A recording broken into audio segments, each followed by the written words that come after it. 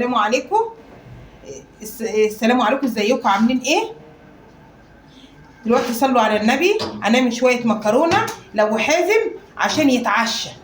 ودلوقتي البت الاء اهي هتقول لكم على المكرونه، هي اللي هتعمل المكرونه معايا. اللقه الحلوه الجميله دي هي اللي هتعمل المكرونه. دلوقتي اهي المكرونه هناخدها بعد الميه ما غليت اهي، هنحطها في الميه غليت اهي.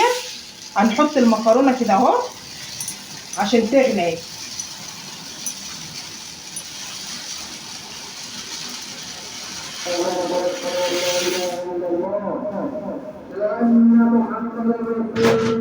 دلوقتي حطيناها اهي، هنجيب بقى الكبشه كده اهو اهي عشان نقلبها. يلا يا قلوقه، هنعمل لكم حبه مكرونه ما حصلتش عشان ابو حازم يتعشى.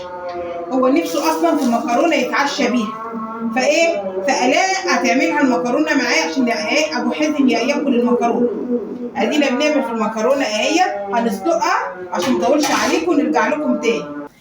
رجعنا لكم تاني. هنعمل الصلصه اهي بتاعت المكرونه عشان خاطر ابو حازم عاوز يتعشى جعان. دلوقتي حطينا البصل واهو وحبه الزيت عليه اهو، وهنسيبهم ايه يتحمروا. بعد ما يتحمروا هنحط فوقيهم القوطه، وبعد ما نحط فوقهم القوطه هنرجع لكم تاني عشان هنصفي المكرونه. دلوقتي اهو بعد البصله ما اتحمرت هنروح حاطين القوطه كده اهو. بعد ما نحط القوطه هنجيب مرق الدجاج ونحطها اهي.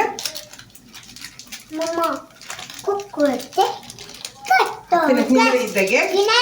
وانت لو عايزه توم، في ناس بتحط عليها توم، بتحط توم بتحمره في قلب مع البصل، بس انا ما بحطش التوم عشان ابو حازم بيقول لي التوم بيتعبني، فعشان كده انا ما بحطش توم.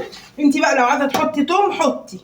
بعد كده ايه هنحطها اهي، وبعد ما تتسبك القوطه خلاص تبقى جاهزه بقى لابو حازم عشان يتعشى، عشان هو اصلا جعان مستني العشاء، عمال يقول لي انا عاوز اكل عاوز اكل، وانا من بدري اتاخرت قوي. فبعدين احنا كده ايه نسبك القوطه، وبعد كده ابو حازم بعد يتعشى بالمكرونه.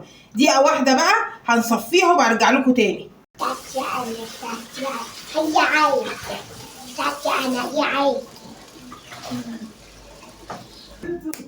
دلوقتي رجعنا لكم، عملنا الصلصه وسبكناها اهي، هنحطها على المكرونه في الاطباق وبعد كده نرجع لكم تاني. دلوقتي عملنا المكرونه اهي وحطيناها في الاطباق، وبالالف والهنا والشفا عليك يا ابو حازم. وابو حازم هياكل المكرونه يتعشى بيها. كل سنه وانتم طيبين. كل سنه وانتم طيبين.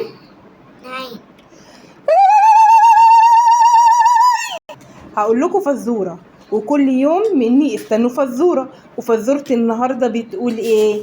حاجه اسمها زي شكلها، حاجه اسمها زي شكلها. واللي يعرف حل الفزوره يكتب لي في الكومنتات. باي.